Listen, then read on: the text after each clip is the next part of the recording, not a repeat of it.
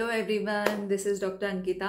और यस, आज मैं थोड़ा डिफरेंट टॉपिक लेके आई हूँ। हेल्दी लाइफस्टाइल की सीरीज कंटिन्यू होने वाली है, लेकिन ये टॉपिक उनके लिए है जो पेरेंट्स बहुत वरीड है और मुझे बहुत सारे क्वेश्चंस आ रहे हैं ADHD के बारे में। तो ये है attention deficit hyper active disorder. तो उसका पूरा फॉर्म जो भी है, मतलब कॉजेस हो गए, सिम्टम्स हो गए, सब चीजें मैं बताने वाली हूँ और ADHD को मैनेज कैसे करें उसके टिप्स भी देने वाली हूँ।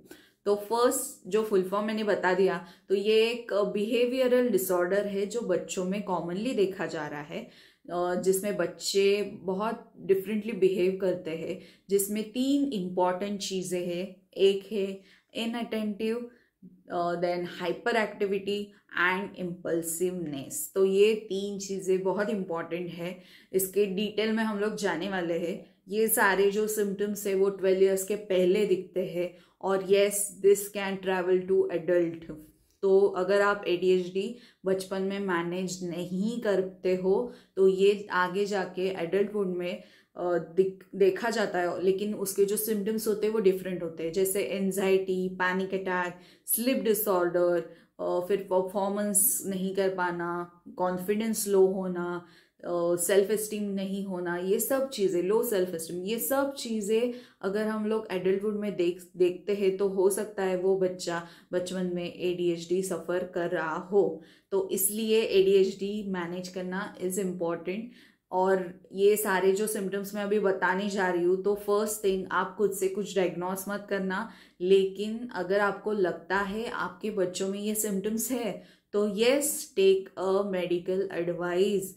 मेडिकल एडवाइस के बिना आप कोई भी चीज़ें फॉलो नहीं करेंगे। ओके, सो पहले जो मैंने बोला इन अटेंशन, तो इन अटेंशन में बच्चा फोकस नहीं कर पाता, कॉन्सेंट्रेट नहीं कर पाता। फॉर एग्जाम्पल, उनको कुछ होमवर्क है, स्कूल का कुछ काम उनको दिया गया है, तो वो उसमें फोकस नहीं कर पाते। एक जगह पे बैठ के कुछ भी काम वो नहीं कर सकते, उस पर फोकस नहीं कर पाते। अगर गेम भी हो, जैसे कैरम हो गया, चेस हो गया, तो ऐसे कुछ गेम्स है जिसमें आपको कंसंट्रेशन की ज़रूरत होती है, तो वो गेम्स, वो चीज़ें, वो टास्क वो अवॉइड करते हैं। हम उनको अगर कोई इंस्ट्रक्शन दे रहे हैं तो वो समझ नहीं पाते और इसलिए वो नहीं करते और उसको रिएक्ट करते हैं। तो हमें लगता है बच्चा हमारी नहीं सुनता है, तो वो इंस्ट्रक्शन को फॉलो नहीं कर पाते। देन अगर कुछ कुछ ऐसी सिचुएशंस है, सोशल गैदरिंग है, तो जहाँ पे बच्चे आने वाले हैं, तो वो उन सिचुएशन को अवॉइड करते हैं, बिकॉज वो पीयर प्रेशर उनमें डेवलप हो जाता है और वो उन बच्चों के साथ मैच नहीं कर पाते, सोशली वो मिक्सअप नहीं हो पाते, तो वो सिचुएशंस को भी वो अवॉइड करते हैं। ये कुछ हो गए सिम्टम्स। अभी हाइपर एक्टिविटी एंड इम्पल्सिवनेस के अगर सिम्टम्स के बारे में बात करेंगे, तो फर्स्ट थिंग, वो एक जगह पे नहीं बैठ पाते, कुछ ना कुछ एक्टिविटी उनकी कंटिन्यूअसली चलती रहती है। अगर कोई बच्चा कंटिन्यूअसली हाथ टैप कर रहा है, पैर टैप कर रहा है, कुछ ना कुछ मोशन कर रहा है, तो वो ADHD की तरफ जा सकता है।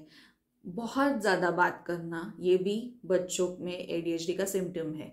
अगर मैं कुछ उनको क्वेश्चन पूछ रही हूँ और वो इररिलेवेंट टॉक कर रहे हैं और इतना ज़्यादा बात कर रहे हैं, तो वो क्वेश्चन तो बाजू में रह गया और उनकी बातें कंटिन्यूसली चल रही है, तो this can be ADHD related symptom. जो क्वेश्चनर है, मतलब अगर मैंने किसी को कुछ क्वेश्चन पूछा तो मेरा क्वेश्चन पूरा होने से पहले वो मुझे इंटरप्ट कर देंगे, तो ये उनकी हाइपर एक्टिविटी का ही एक एग्जाम्पल है। इम्पल्सिवनेस के बारे में बोलेंगे तो वो कहीं पे भी चढ़ जाते हैं, कहीं पे भी चले जाते हैं, कुछ सोचे समझे बिना कुछ कर लेते हैं। अभी फॉर एग्जांपल, अगर वो OPD में बच्चा पेरेंट्स के साथ आता है तो वो चेयर पे बैठने की जगह वो एग्जामिनेशन टेबल पे चढ़ जाता है, ऊपर बैठ जाता है।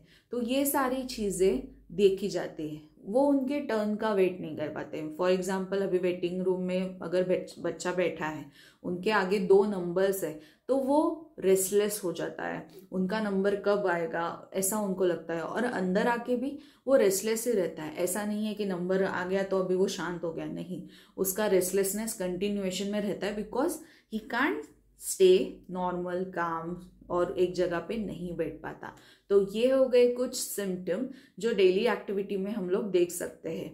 तो अभी आप बोलोगे ये तो नॉर्मल बच्चों में भी देखा जाता है, तो हम उनको कैसे डिफरेंशिएट करेंगे?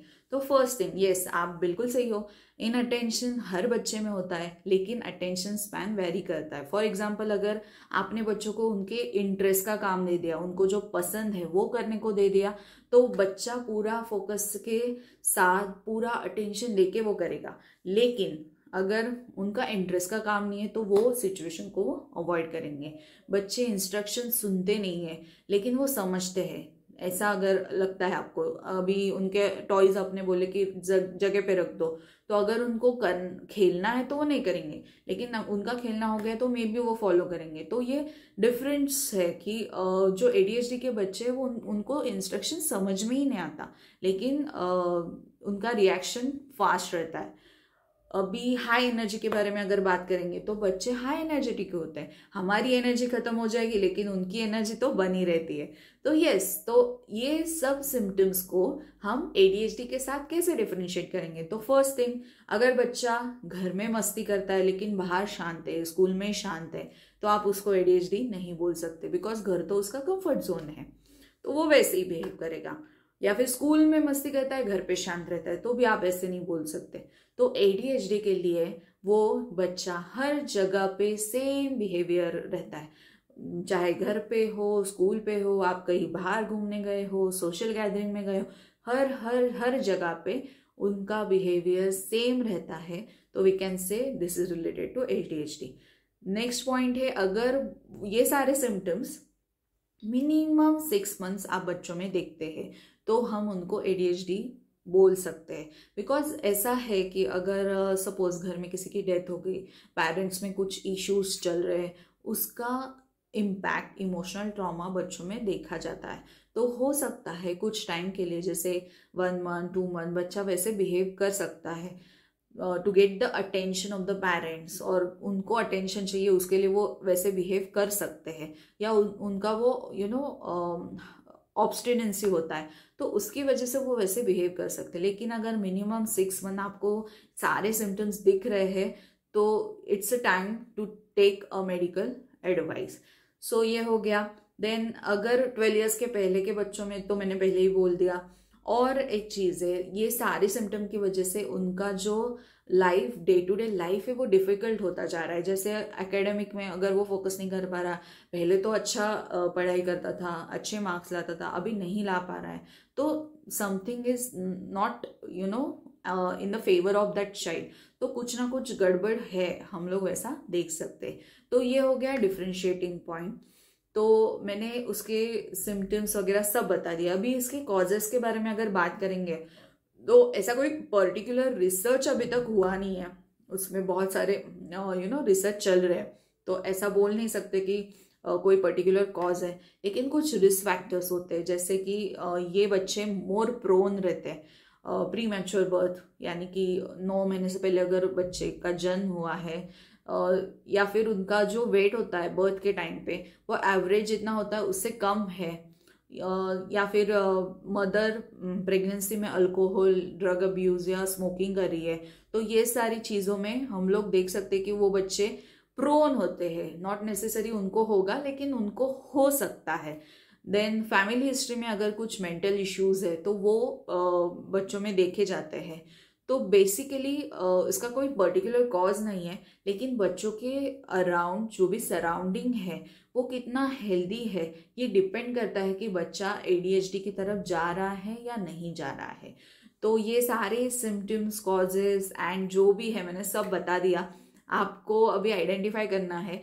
लेकिन अगेन आई एम सेइंग कि आपको डायग्नोसिस नहीं करना है, बिकॉज डायग्नोसिस में और भी क्राइटेरियाज है। तो आप टेंशन में आ जाओगे कि ये सारे सिम्टम मेरे बच्चे में भी है, तो इसलिए मैंने बेसिक जो क्राइटेरियाज है वो मैंने बता दिए कि आप 6 मंथ्स देखो, ये देखो। लेकिन मोस्ट इम्पॉर्टेंट, अगर आपको लगता है ये सिम्टम आपके बच्चों में है तो टेक अ मेडिकल एडवाइस।